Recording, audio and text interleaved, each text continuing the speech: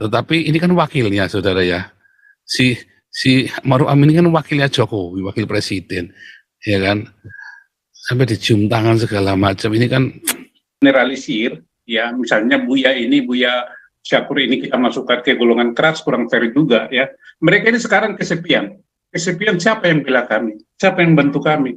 Karena mereka ini ingin negara Republik Indonesia adalah negara Pancasila, tetap mempertahankan. Tetapi di sisi lain ingin negara yang berdasarkan syariah. Jadi ini terus bentrok ini. Ini digerogoti terus, ya, termasuk Maruf Amin itu. Maruf Amin itu adalah sebenarnya dia kan mantan ketua MUI. MUI adalah, ya, organisasi yang sudah dikuasai oleh golongan keras itu sampai hari ini, termasuk FKUB, termasuk PKS, termasuk MMI. MMI adalah Majelis Mujahidin Indonesia Muhammadiyah.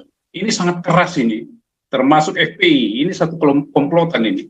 Jadi ada 56 organisasi yang mereka dirikan khusus, ya, organisasi ormas khusus untuk golongan keras ini. Jadi kalau satu bergerak ini masuk semua.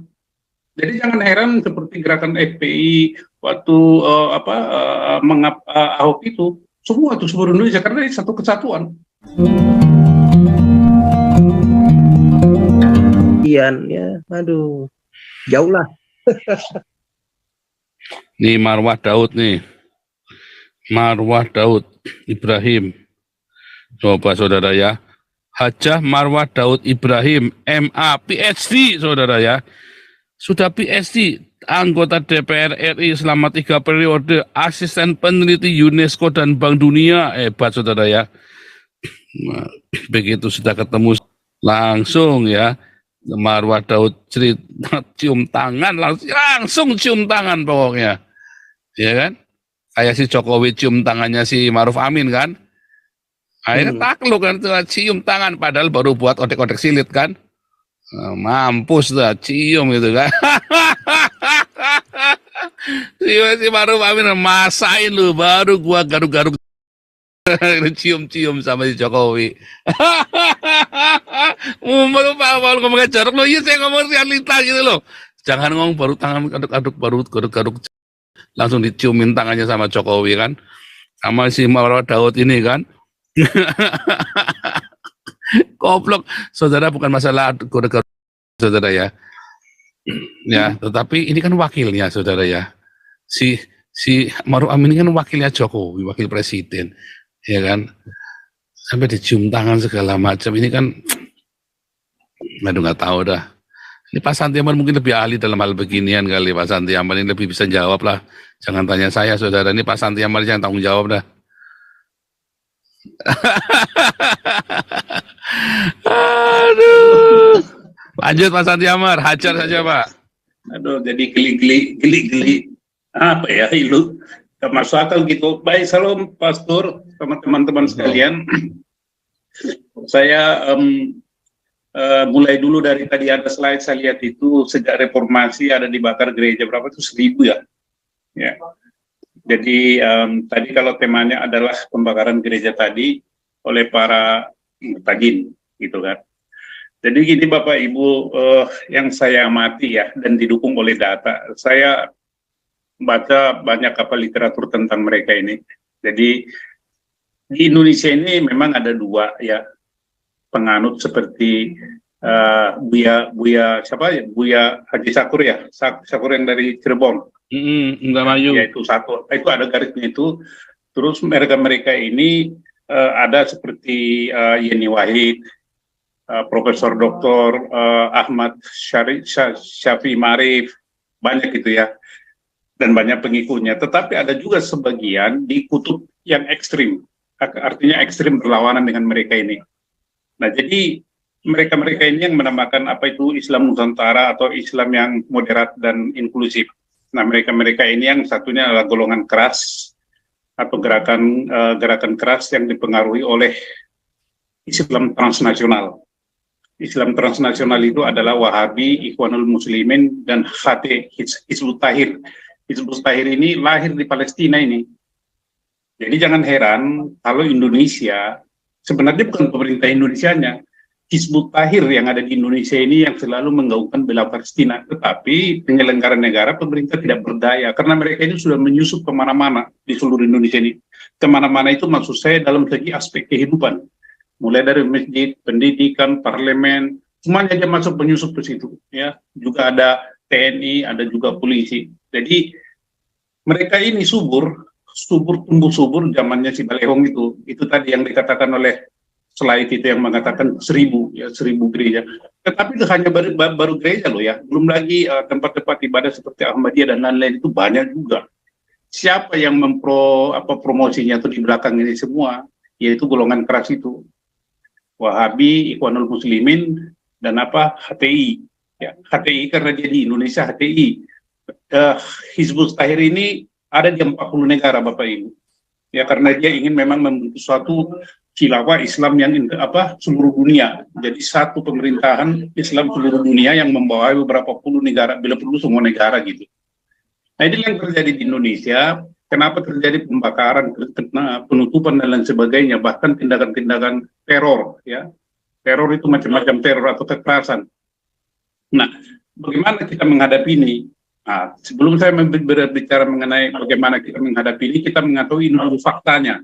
Jadi kalau misalnya kita generalisir, ya misalnya Buya Syakur ini kita masukkan ke golongan keras, kurang fair juga ya.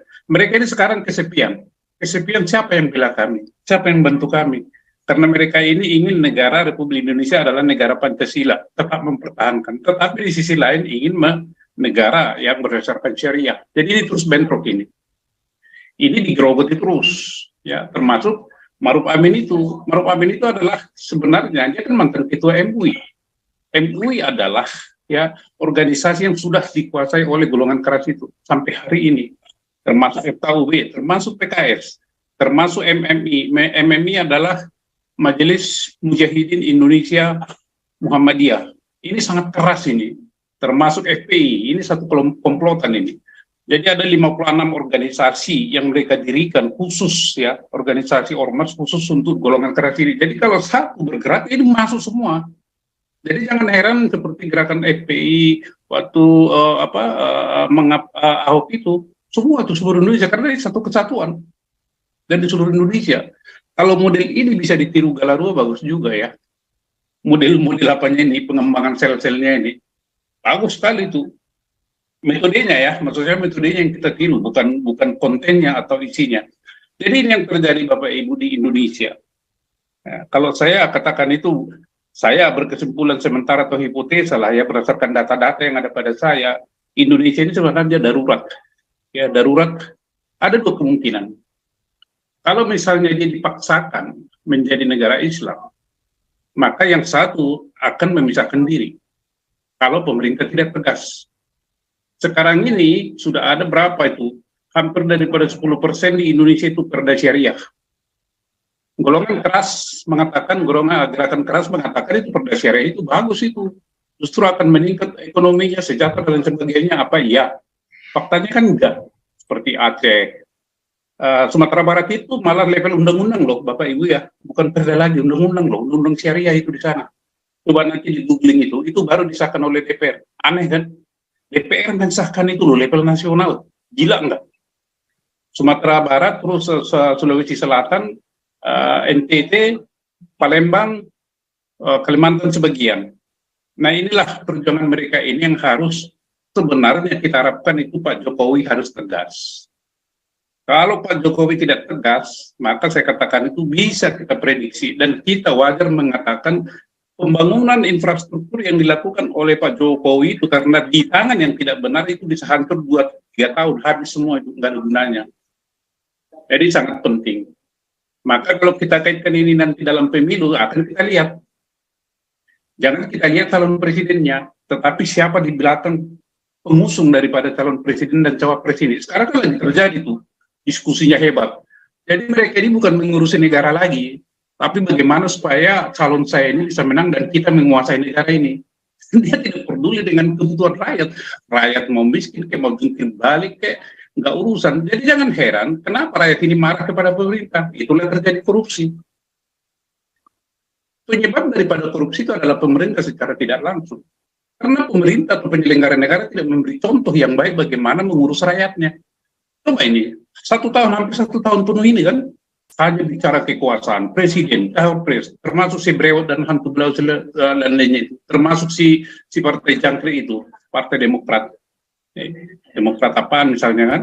Nah ini, itu yang harus kita amati nanti Bapak Ibu, orang-orang Galarua, jangan hanya lihat, oh begini, ngomong begini, oh bagi saya itu nggak masuk akal. Siapa di belakang mereka ini?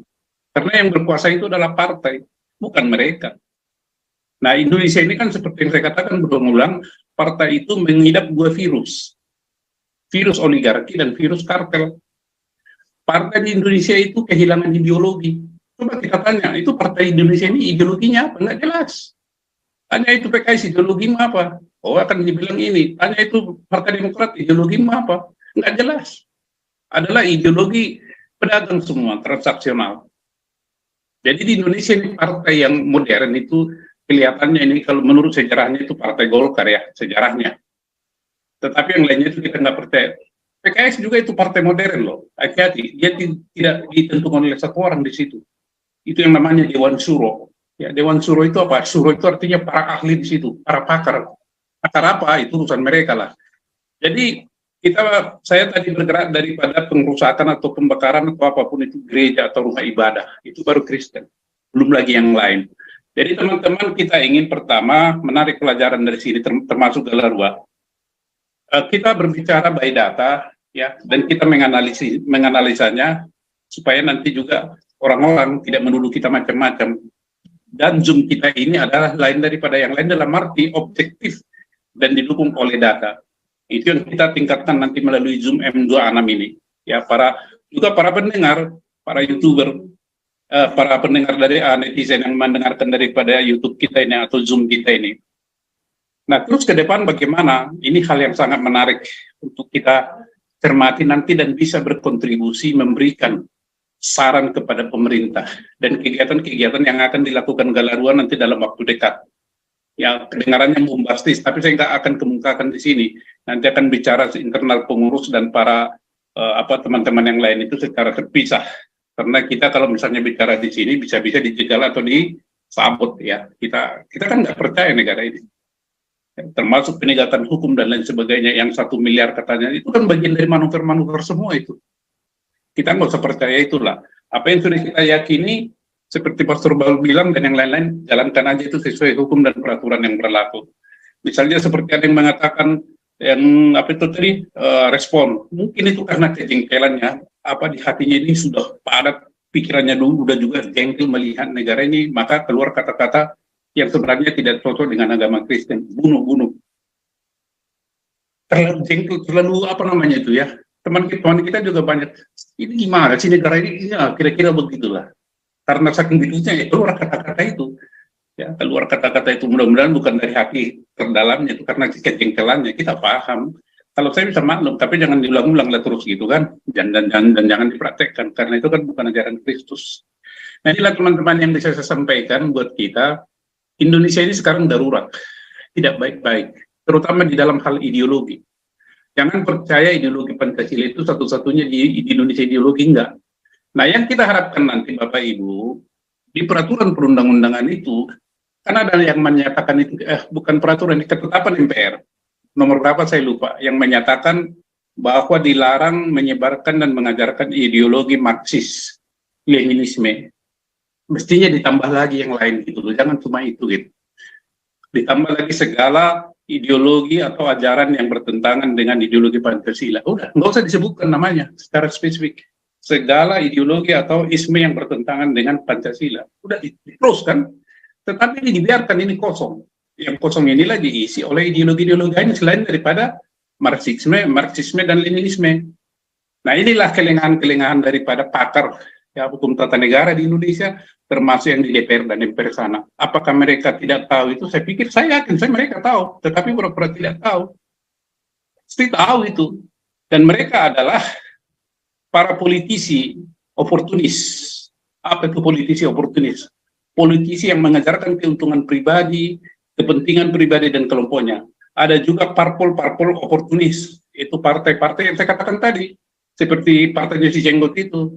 Partai Demokrat itu oportunis itu. Dia nggak peduli dengan Indonesia ini. Coba dia berkolaborasi dengan partai-partai yang jelas-jelas dengan menentang Pancasila.